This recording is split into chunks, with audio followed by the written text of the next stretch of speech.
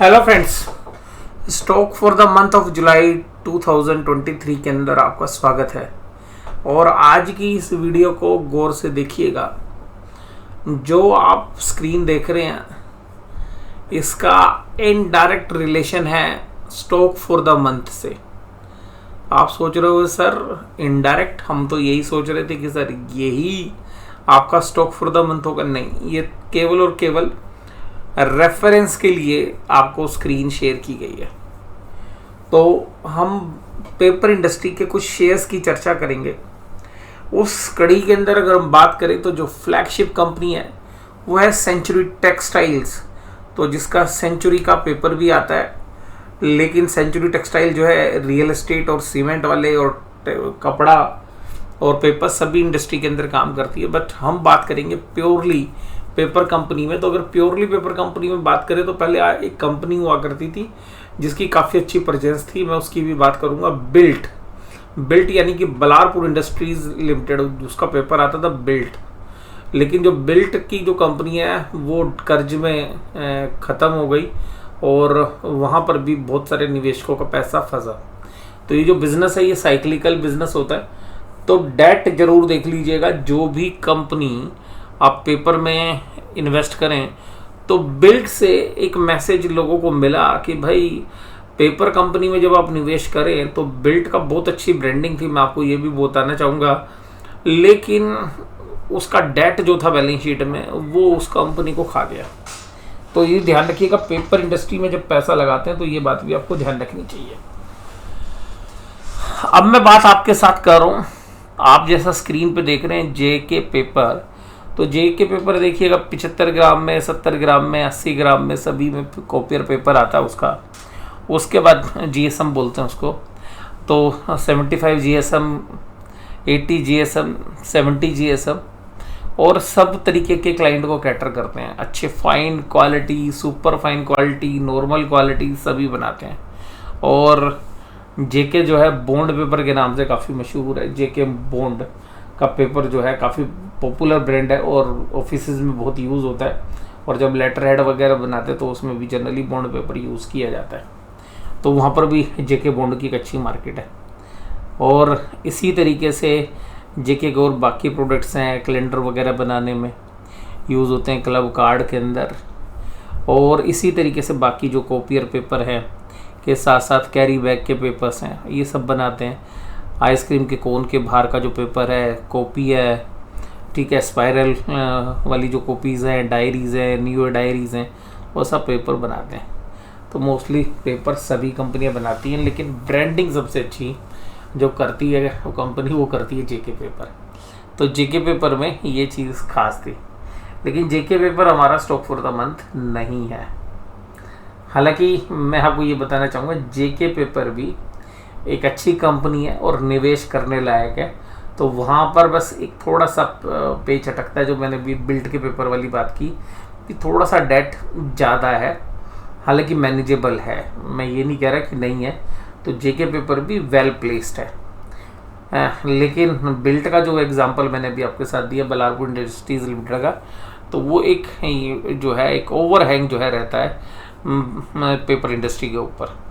अगर हम बात करें कि आपकी स्क्रीन पे जो दूसरी कंपनी का नाम आ रहा है वो है आंध्रा पेपर लिमिटेड। ये भी एक बेहतरीन पेपर कंपनी है जिसकी पी रेशो आप देख के हैरान हो जाएंगे। उसकी पी रेशो है मात्र 3।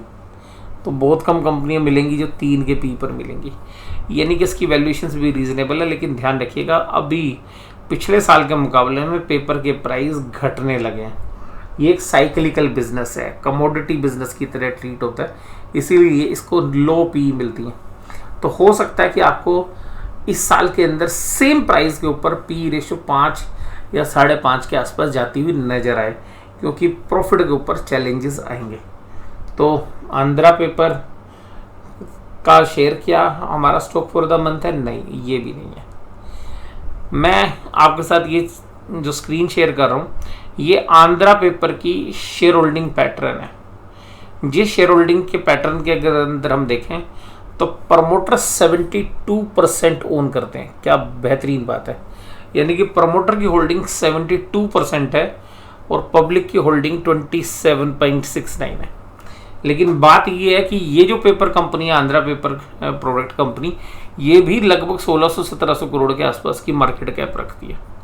तो इसका मतलब है कि प्रमोटर के पास 72% होल्डिंग है, यानी कि आप ये कह सकते हैं कि तकरीबन 1100 करोड़ के आसपास की जो वैल्यू है वो प्रमोटर ओन करता है इस कंपनी के अंदर। यानी कि 1100 करोड़ के आसपास की मार्केट कैप अभी भी प्रमोटर के पास है, इससे थोड़ी ज़्यादा ही होगी। अब बात यह कि इसका प्रमोटर कौन है, तो इसका प्रमोटर है आंध्रा पेपर लिमिटेड का प्रमोटर है वेस्ट कोस्ट पेपर लिमिटेड। तो वेस्ट कोस्ट पेपर मिल्स है जो 72.31% होल्डिंग रखती है, यानी कि 1100-1200 करोड़ के आसपास की वैल्यू। और मेरा stock for the month west coast paper limited है, यानी कि आंध्रा पेपर की कंपनी में जिसका हिस्सा 72% है और खुद वो एक बेहतरीन पेपर कंपनी है, वो हमारे जो है स्टॉक फॉर द मंथ की कैटेगरी में आती है। और इस कंपनी की मार्केट कैप 3200 करोड़ रुपए है। 3200 करोड़ में से तकरीबन 1100-1200 लगा लेते हैं मोटा मोटी, तो 1200 करोड़ तो इनके पास खाली एपी पेपर है और 2000 करोड़ में बाकी कंपनी है। अब ये जो कंपनी है वेस्ट कोस्ट पेपर लिमिटेड, अगर हम इसकी शेयर होल्डिंग देखें तो इसकी शेयर होल्डिंग है प्रमोटर के पास 56.53, जो बांगर फैमिली जो है ओन करती है। तो कुल मिलाकर एक ये कह सकते हैं कि जो शेयर होल्डिंग पैटर्न है, जो ओनरशिप है, वो एक चेन की तरह बनी हुई है। चेन की तरह मतलब बांगुर फैमिली वेस्ट कोस्ट पेपर को ओन करती है, वेस्ट कोस्ट पेपर जो है आंध्रा पेपर मिल्स को ओन करती है। तो प्रमोटर की होल्डिंग भी काफ़ी कंफर्टेबल है। अब बात करते हैं कि वेस्ट कोस्ट पेपर क्या करती है। तो west coast paper printing paper बनाती है, डिफरेंट टाइप्स के वैरायटी के पेपर बनाती है, 80 GSM से 250 GSM, और प्रीमियम प्रिंटिंग पेपर बनाती है, security and high value grade paper बनाती है, बिजनेस स्टेशनरी बनाती है, cup stock and coated duplex board बनाती है, और जो पेपर नहीं बनाती ना वो आंध्रा पेपर बनाती है। जो ये नहीं बनाती वो आंध्रा पेपर बनाती है। यानी कि जो साबुन में जिसकी पैकिंग होती है, वो जो पिज़्ज़ा में पेपर्स यूज़ होते हैं, वो मतलब पिज़्ज़ा की पैकिंग में जो बाकी पैकिंग मटेरियल्स हैं उसके अंदर, तो ये जो पेपर कंपनीज हैं ये पेपर का काम भी है और एक तरीके से इनके पास एक पैकेजिंग बिजनेस भी है। और वेस्ट कोस्ट पेपर का जो 96% रेवेन्यू आता है वो पेपर से आता है और 4% इनके पास केबल बिजनेस भी है। अब अगर हम बात करें कि वेस्ट कोस्ट पेपर लिमिटेड का जो 96% रेवेन्यू होता है, इसकी पी रेशियो क्या है, तो चिंता ना करें, इसकी पी रेशियो भी 3.36 है और डिविडेंड यील्ड है तकरीबन 2% की। तो अगर हम बात करें तो वैल्यूशंस यहाँ पर भी रीजनेबल है, लेकिन ध्यान रखिएगा कि ये जो अर्निंग्स हैं अभी जो आएंगी ये थोड़ी सी आपको निराश करेंगी, परफॉर्मेंस थोड़ी सी वीक होगी और उस समय पर हो सकता है कि शेयर्स का भाव भी थोड़ा नीचे आए। बट ये SIP मोड के अंदर रखने लायक जो है शेयर बनता है। एक क्वांटिटी शुरू में ले ली जाए, फिर धीरे धीरे करके इसको ओन किया जा सकता है। अगर हम इसकी पी रेशियो भी देखें लॉन्ग टर्म की, तो वो 6.7 है, तो उससे तकरीबन आधी पी पे चल रहा है और प्राइस घटने की वजह से 5 के पी पे मान लेते हैं चला भी जाएगा। मैं इस बात को मना नहीं कर रहा हूँ क्योंकि प्राइस घट गए हैं फिनिश्ड गुड्स के, लेकिन उन सब के बावजूद भी एक बेहतरीन जो है वैल्यूशन इस शेयर्स की है। तो वेस्ट कोस्ट पेपर की बात करें तो 3.36 की पी पर है और आंध्रा पेपर भी 3.12 है, यानी कि पेपर इंडस्ट्री में इतनी बड़ी कंपनियां एक लोअर पी रेशियो को एंजॉय कर रही हैं और आपस में एक दूसरे के साथ जुड़ी हुई हैं।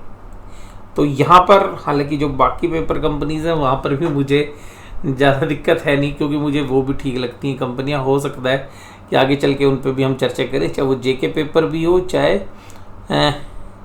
जो है दूसरी पेपर कंपनी जो है श्री साई पेपर जो है वो कंपनी भी अच्छी है, जिसको हम शेषा पेपर भी कहते हैं। जो कोड अगर हम इसका NSE पे देखेंगे तो शेषा पेपर के नाम से आई है। तो ये 4.68 ये भी कंपनी मुझे अच्छी लगती है और वैल्यूशन इसकी भी महंगी नहीं है और डेट इसमें भी बड़ा मैनेजेबल है।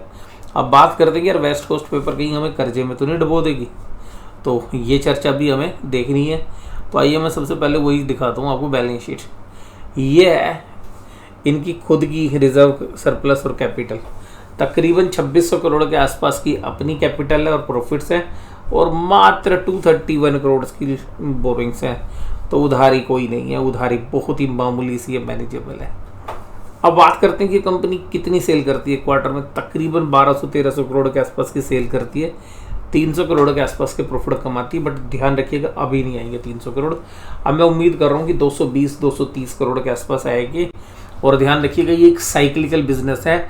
इस तरीके की कंपनी में 6-8 महीने, साल भर के लिए कंपनियां लॉस में भी चली जाती हैं।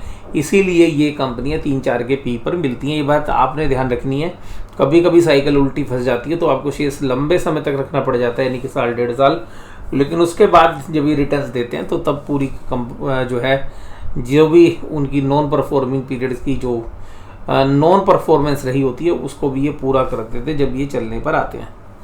अब प्रॉफिट एंड लॉस के हिसाब से बात करें तो तकरीबन 1000 करोड़ के आसपास का प्रॉफिट जनरेट करती है, जो कंपनी खुद जो है 3500 करोड़ की मार्केट कैप लिए हुए है। और अब अगर रिटर्न ऑन इक्विटी की बात करें तो ये भी देखिएगा 3 साल की भी 25% बनी हुई है। शेयर्स के प्राइस में लगभग 5 साल में 13% की CAGR दी है, लेकिन प्रॉफिट तो ग्रो हुआ है पिछले 5 साल में 34%, सेल ग्रो हुई है 24%। तो ये कहने का मतलब मेरा ये कि अर्निंग्स कहीं ज़्यादा है और शेयर प्राइस कम चला है, तो इसका मतलब एक अंडर परफॉर्मेंस है इसमें, और ये जो गैप वैल्यूशंस का ये फील होता हुआ नज़र आएगा। तो यहाँ पर भी अगर हम देखें तो जो मार्जिन्स हैं, ऑपरेटिंग प्रॉफिट मार्जिन्स, वो भी काफ़ी बेहतरीन है, 30% के आसपास या उसके ऊपर ही बने हुए हैं। तो कुल मिलाकर हमें जो ये भी देखना है कि कैश कितना जनरेट करती है। तो तकरीबन 500 से 600 करोड़ का कैश तो जो है नॉर्मल केस में करती है, और अच्छे केस के अंदर 1200-1300 करोड़ का cash flow from operating activities generate करते हैं और लगातार इन्वेस्टमेंट कर रही हैं। तो ये कंपनियां पेपर में अच्छी इन्वेस्टमेंट कर रही हैं। और देखिएगा जहाँ पर हम पेपर यूज़ करते हैं, तो अगर हम बाकी कंट्रीज़ को देखें, यूरोपियन कंट्रीज़ को, तो उनके सामने पर पर्सन यूज़ ऑफ पेपर जो है इंडिया में काफ़ी कम है, यानी कि per capita paper consumption India में काफ़ी कम है। तो वो आने वाले समय में बढ़ सकती है। और पेपर देखिएगा हर जगह यूज़ होता है, पैकिंग के अंदर बात करें, या आपके बच्चों की पढ़ाई हो, ऑफिस हो, ठीक है, या कहीं पर लेटर लिखना है आपने। और बहुत सारे ऐसे प्रोडक्ट्स हैं जहाँ पर आप सजाने के सामान के अंदर, काम के अंदर, या जो बड़ी कंपनीज़ हैं वो पैकिंग के अंदर डिफरेंट टाइप्स के जो पेपर्स हैं वो यूज़ करती हैं। और कंज्यूमर ड्यूरेबल्स के अंदर भी अगर हम देखें तो जो पैकिंग होती है वहाँ पेपर लगे होते हैं। आप पिज़्ज़ा भी मंगाओगे तो उसमें भी पैकिंग होती है, जोमेटो से भी जो सामान आता है उसमें भी पेपर की जो पैकिंग्स हैं वो होती हैं। तो कुल मिलाकर पेपर का यूज़ जो है वो रहने वाला है। बेशक से हम ये कहें कि अब तो भैया जीमेल का ज़माना आ गया है, ठीक है जी, करेंसी भी यूज़ नहीं होती है, बल्कि आजकल तो हम जो है UPI या पेटीएम वगैरह यूज़ करते हैं, तो फिर कहाँ पेपर यूज़ होगा। नहीं, देखिएगा मेरा मानने से डिफरेंट है। पेपर की कंजम्पशन अभी भी काफ़ी ज़्यादा है और ये आने वाले समय में भी एक पर्टिकुलर पेस से बढ़ती रहेगी। तो इन सब चीज़ों के साथ जो है मुझे ऐसा शेयर देखना था जो इन हालात में भी मैं आपके साथ डिस्कस कर सकूं, क्योंकि मैं बाकी जो पेपर्स के अलावा जो बाकी शेयर्स देख रहा था, कुछ 1-2 सेगमेंट है मेरे फेवरेट, वहाँ पर भी शेयर्स थे। बट अब मुझे लगा कि पेपर एक सही वैल्यूशंस पर है। प्राइस अभी थोड़े से और गिरेंगे पेपर्स के, और अभी भी काफ़ी गिरे हुए हैं, तो प्रॉफिट्स कम आएंगे, मार्जिन्स कम आएंगे।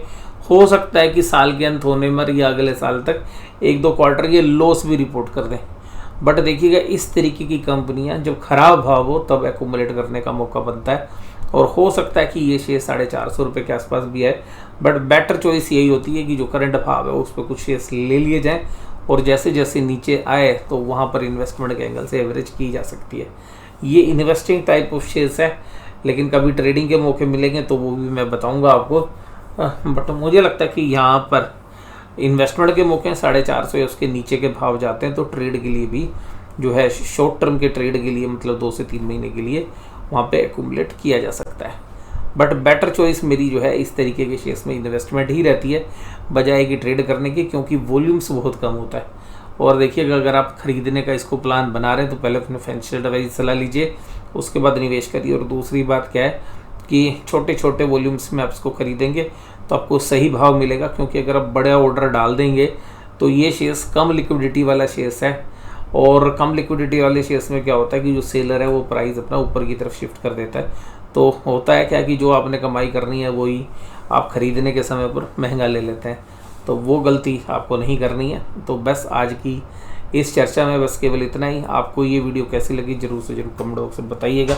वीडियो देखने के लिए धन्यवाद। Thank you very much.